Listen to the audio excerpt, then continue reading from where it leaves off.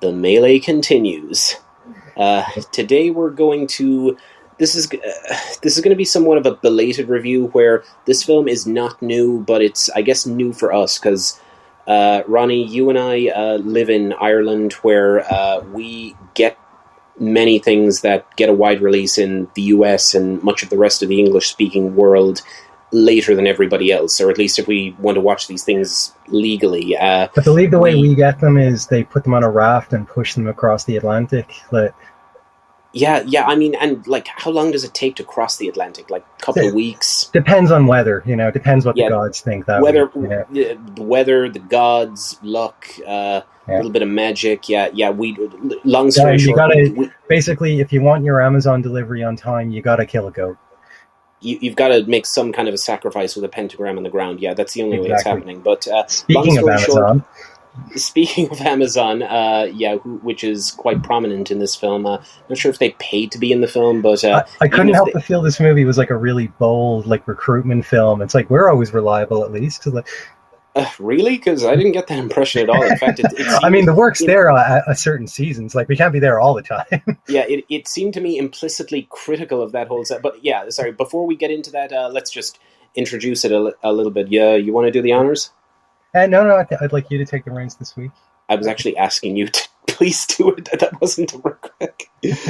Okay, I guess I'll summarize. Okay, so the film is Nomadland, directed by Chloe Zhao, and starring Frances McDormand as Fern, who is a woman in late middle age whose husband died and is, at the start of the film, working part-time for pretty much anywhere that will hire her. She's working stacking shelves for Amazon, an Amazon warehouse. She's working as a babysitter, and but one day she, on the advice of a friend, she decides to just let everything in her past life go and just take to the road and travel with a bunch of nomads, modern-day nomads, from place to place in the southwestern United States, taking up odd jobs wherever they're available. And the film is interesting in that it's part fiction and kind of part cinema verite, in that this actually blew my mind. That, like, I didn't know this was an actual thing that was going on right now. Yeah, and what blew my mind is I didn't figure this part out until after seeing the film, but yeah, many of the characters, quote-unquote, you see in this film are not really characters. They're actually real people playing themselves in fictional settings. So it's kind of like, you know, reality TV, like Pawn Stars, where they're not technically reality, they're like scripted dramas where they place people in scripted situations but then have them react in a spontaneous way. It's kind of like that, only how dare you? How dare you compare this movie to, like, meeting the keeping up with the Kardashians? But I get what you're saying, but yeah, you get more respect for this film.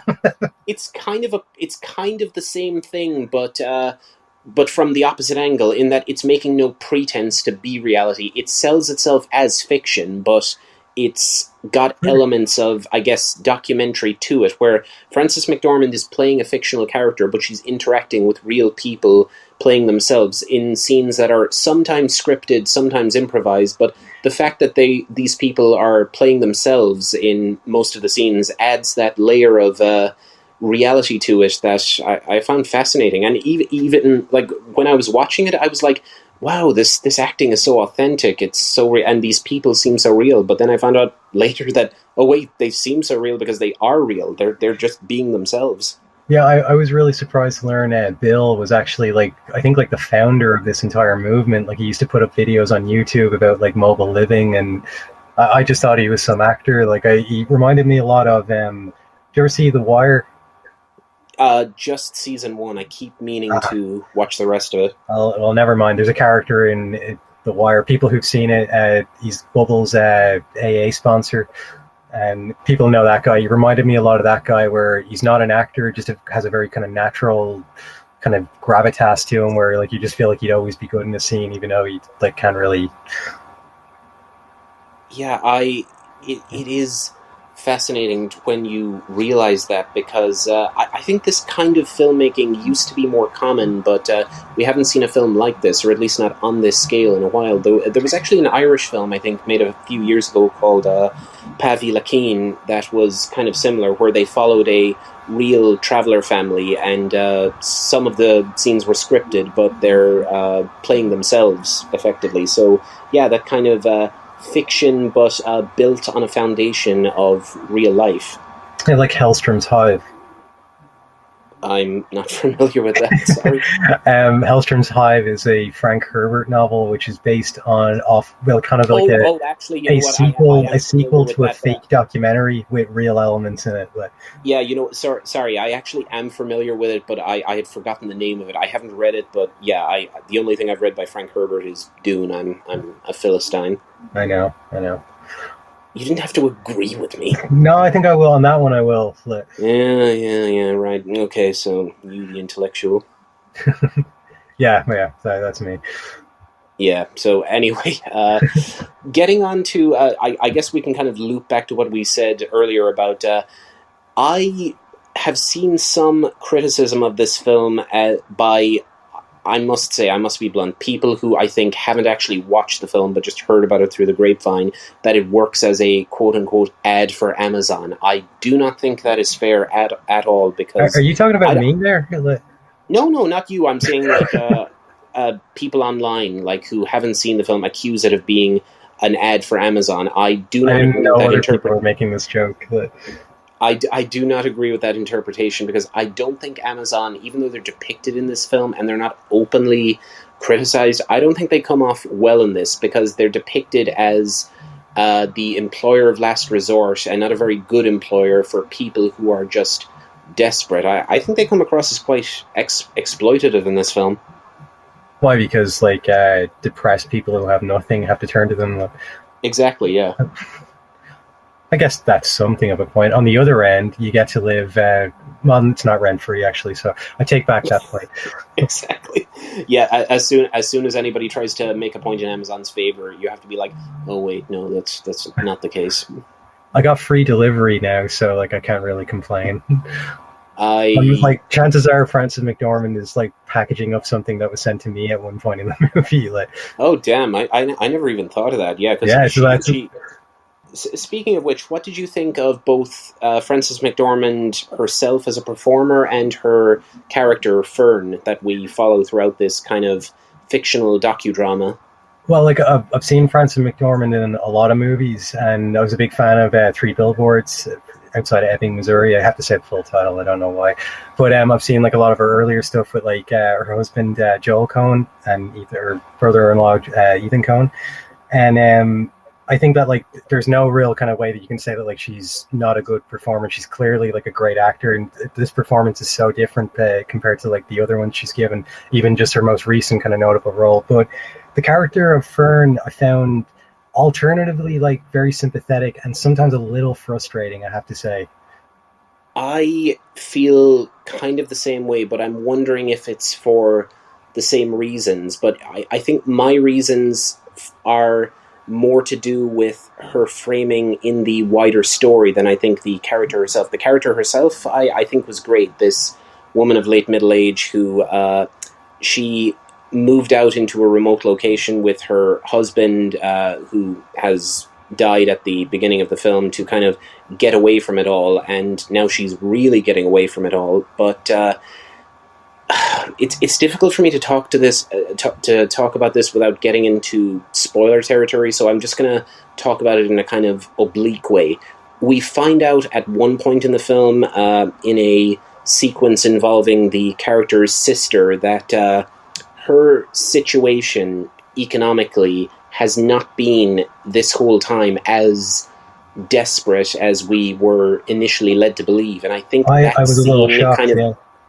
I think that scene kind of brings down the film somewhat. I think you didn't need that, because not only do we have that scene, but we also have another scene later in which the same thing happens again. We find out that she has never been in as dire a need for economic aid as she appeared to be. That to a large extent, a lot of what she's doing by choice, to live a kind of free lifestyle, which most of the real life people featured in the film are not doing. They're doing it yes, they get that as a side effect, but for the most part, they mostly turn to this in the first place out of desperation, wanting to turn a desperate situation into something good and something freeing, rather than doing it for eat, pray, love for your grandmother.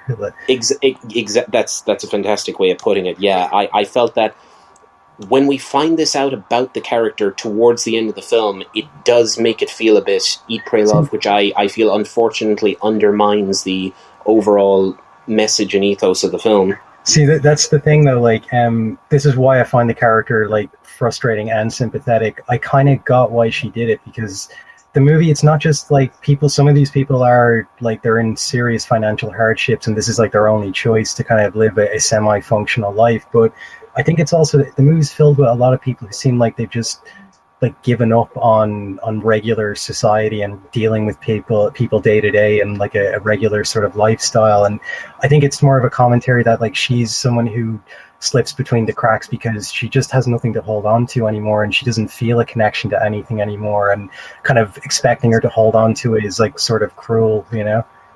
Well, yeah, I guess I hadn't really thought about that. So, yeah, that's the psychological, I'm not saying that I don't find sometimes, like, yeah, why don't you visit your family more? And, like, why won't you, like, you know, at least talk to your, like, sort of boyfriend? Like, yeah, it's, I guess for me, it made me less sympathetic towards her, because I felt that you're hanging around with all of these people who don't have a choice in this, and you do have kind of a choice. Well, so, that's the thing. The guy Bill, who does this in real life, he does this by choice. And really? That's why, like, I was a little surprised about him. Like, I don't think the story about his son is real. I'm not sure. I don't want to say anything either way, but he's kind of espousing it as like it's a better way to make connections with people, because even though like we live in close proximity to each other in like urban centers and in like small towns, we're not really connected. And this is like sort of almost like you're forced to make connections with people because you don't know when you're going to see anyone again. But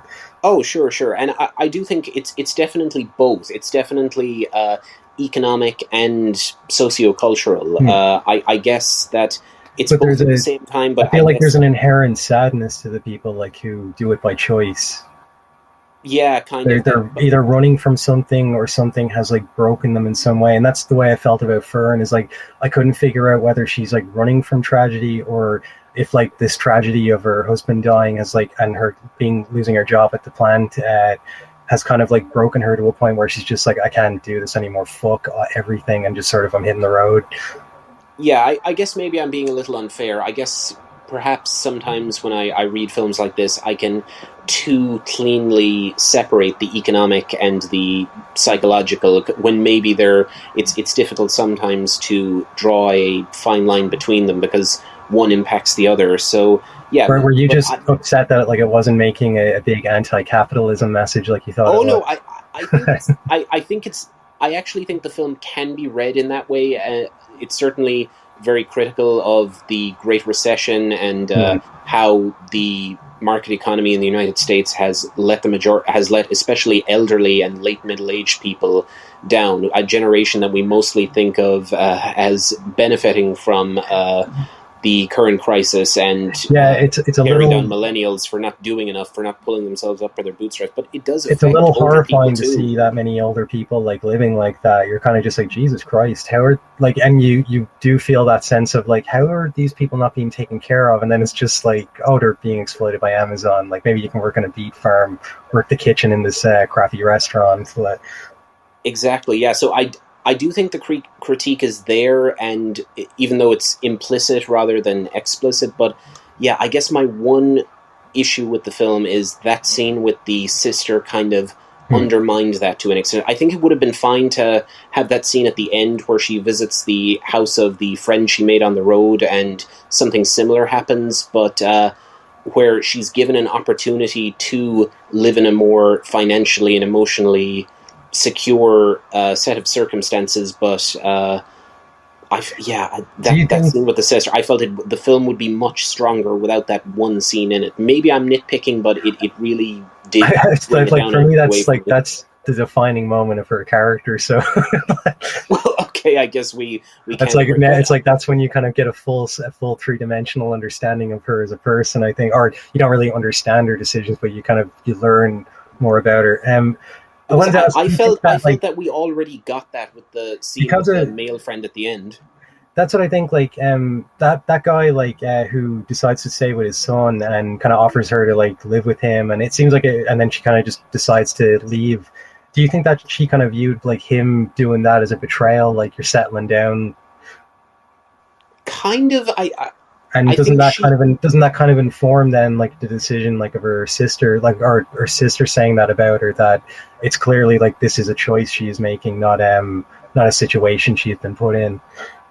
I don't know. I guess maybe I'd need to see it again before I make a full assessment, but I guess to sum up, my feeling at the moment is it's a 3.8 out of 5. I think it might be raised 2 or 3 points to like a 4 or 4.1 if you took that one scene with the sister out, but as it stands, I'll give it a 3.8. Definitely worth watching, definitely worth absorbing and meditating on and discussing as we have done, but falls a few points short of really like classic for me. It won Best Picture, and I wouldn't have given it to Best Picture, but I'm not unhappy that it won. Let's put it that way.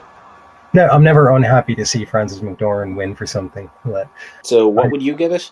I would probably give it a flat 4. A 4.0. A 4.0. I really like the movie. I don't think that the sister scene shaves anything off of it. But I had a pretty strong emotional reaction to this movie. So I'm like, this is a pretty good movie. Okay. I think it may just have deserved its Oscar win. Although I haven't seen the majority of movies nominated this year. So okay, maybe we'll do a belated review. Yeah, slam for our all of the others. A red carpet event for the 2021 Oscars. Oh yeah, we'll put up paper mache replicas of all the celebrities and go out with microphones. I want you working on that 24 hours a day for the next 3 months. Yes, master. Just so I can go, oh my god, edit that out. Edit that one out, man. It's staying in there, and we're ending the review on it. Tell you to take it out.